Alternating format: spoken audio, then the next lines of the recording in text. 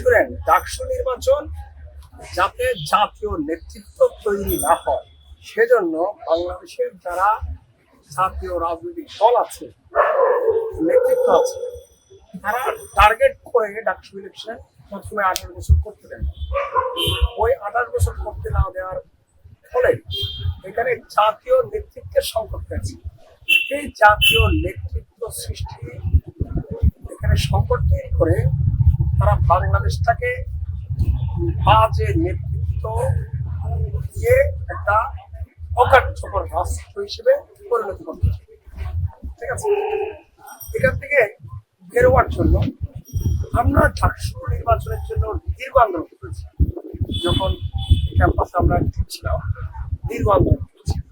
এরপরে আমাদের আন্দোলনের ফসল হিসেবে পরবর্তীতে নূর বাহাদুর নামে এক ছাত্র নেতা, আমাদের অনেক জুনিয়র, নূর বাহাদুর, মৈসি, মীরা সদর, সামান্তা, হ্যাঁ, এরকম আরো অনেকে যে ডাকসু নির্বাচনের দাবিতে খুব বড় আন্দোলন করেছে ঢাকা বিশ্ববিদ্যালয়ে আওয়ামী লীগের আমল, আওয়ামী লীগের সময়, ঠিক আছে? তো অনেক মার খেয়েছে।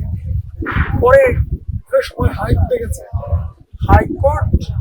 হাইকোর্ট ডাকসু ইলেকশনের জন্য নির্দেশনা দিয়েছে 2019 সালে। সেই নির্দেশনার ভিত্তিতে প্রথম ডাকসু ইলেকশন। এই যে আজকে নূরকে দেখছেন, হ্যাঁ, নূররা যখন বিপদে পড়েছে, যখনই বিপদে পড়েছে, আবু তৈয়ব হাবিলদার কোন সময়ে ছাত্রদের জন্য দাঁড়াই নাই, কেউ কিন্তু মুখ ফুটে বলতে পারবে না। তাদের ছাত্রদের বিপদে আমি সব সময় ছিলাম। ডাকসুর নূরকে বিধি বানানোর জন্য আমি ব্যক্তিগতভাবে কি করেছি না করেছি সেটা নূরকে জিজ্ঞেস করলে ভালো, ঠিক আছে? এর পরবর্তীতে আজকের যে 24 গণঅভ্যুত্থান যে যারা নেতৃত্ব দিয়েছে তাদের মেজরিটি পার্সেন্ট ছাত্র নেতা ছিলাম।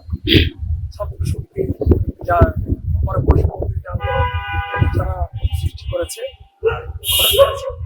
সেই গঠনের প্রক্রিয়ায় নানাভাবে আমরা যুক্ত ছিলাম। এতদিন পর আপনি আবারও বলছেন আপনার ডাকসু নির্বাচন অনুভূতি খুব ভালো অনুভূতি যে নতুন নতুন নেতৃত্ব উঠে আসাতে সম্ভাবনা তৈরি হয়েছে। হ্যাঁ, সেজন্য আমি খুব কৃত খুশি। শুনেন, আমার বয়স নিয়ে আপনারা কারাগারি করছেন। আমার 16 বছর যে ছাত্র জীবন আওয়ামী লীগ ছাত্রলীগ কেড়ে নিয়েছে, এটা ফেরত দেন, ফেরত দিয়ে কথা বলেন, এদেরকে বিচারের মুখোমুখি করেন। যারা আমার মতো যারা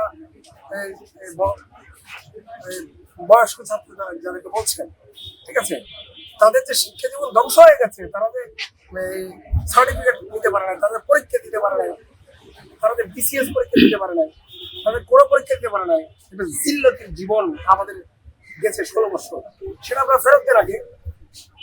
এই যে আপনারা বলছেন এটা যে এখন দেখেন আমাদের কিন্তু 16 বছর ঢুকতে দেয় না ছাত্র।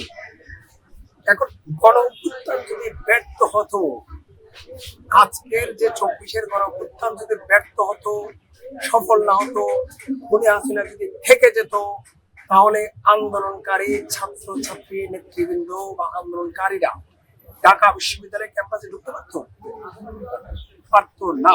কত বছর পারতো না? হাসিনার ভিশন 2041 বলছিল না? তাহলে 2041 সাল পর্যন্ত আজকের ছাত্র নেতারা ক্যাম্পাসে ঢুকতে পারতো না। অনেকের ফাঁসি হতো, অনেকের যাবজ্জীবন হতো, অনেকের জেল হতো, ঠিক না? তাহলে 2042 সালে এসে তারাও ঢাকা বিশ্ববিদ্যালয়ের ছাত্রদের জন্য আবেদন করতে পারতো, বিশ্ববিদ্যালয়ে তাদেরকে ছাত্র ফেরত দিল। তাহলে এর জবাব কি হবে?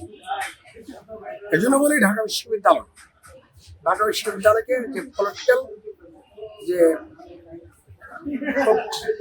একটা জায়গা বানানো হয়েছে, হ্যাঁ, সেটা সকল সময়ের জন্য মুক্ত করা হবে, ঠিক আছে? এখানে মুক্তভাবে রাজনীতি চলবে। এখানে ছাত্রছাত্রীরা পড়াশোনার পাশাপাশি, হ্যাঁ, জাতীয় রাজনীতিতে যেটুকু অংশগ্রহণ করা দরকার সেটা করবে, কিন্তু কোনো সরকার তাদেরকে ক্রাশ করতে পারবে না, তার শিক্ষা জীবন ধ্বংস করতে পারবে। এই গ্যারান্টি তো আমাদের নেওয়া উচিত।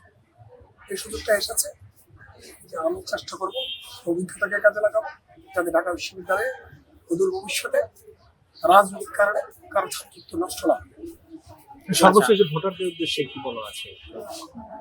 ভোটারদের উদ্দেশ্যে বলবো, অনেক যোগ্য প্রার্থী যারা গণঅভ্যুত্থানে সরাসরি নায়ক, আমাদের ধরেন আব্দুল কাদের, যে 9 দফা না দিলে 1 দফা হতো না, ঠিক আছে? আমাদের ওমামা, আমাদের ইমি, আমাদের মেঘমাল্লা, হ্যাঁ, আমাদের ওই যে LCP থেকে বহিষ্কার হয়েছে নাম কি? মাহিন সরকার। আমাদের নায়করা তো আমাদের সামনে, যারা সরাসরি নায়কের ভূমিকা পালন করেছে তাদেরকে ভোট দেন। যারা ঘাতক পূর্বের ছাত্রলীগ, তাদেরকে বর্জন করেন। ধন্যবাদ।